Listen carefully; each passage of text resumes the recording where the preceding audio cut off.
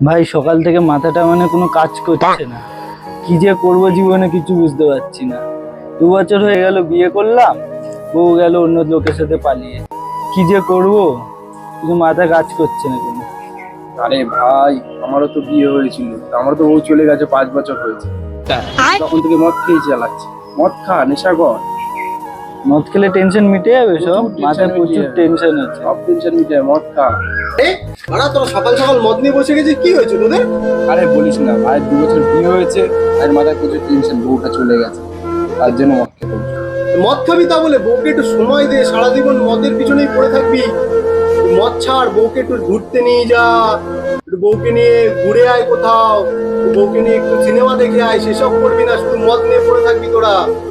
দেখ, বউকে all time সময় দি, ঘুরতে নিয়ে যাই, সব জায়গায় নিয়ে যাই।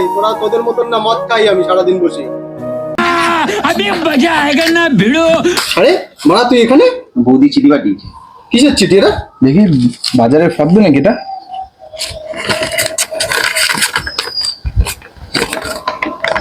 বালের স্বামী,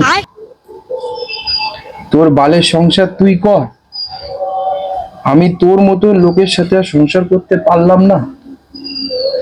আমি আমার নতুন ভাতারের সাথে চললাম, তুই আমার কাছে মরে গেছিস, আমাকে তুই আর খুঁজতে আসিস না। তুই তো চুমকি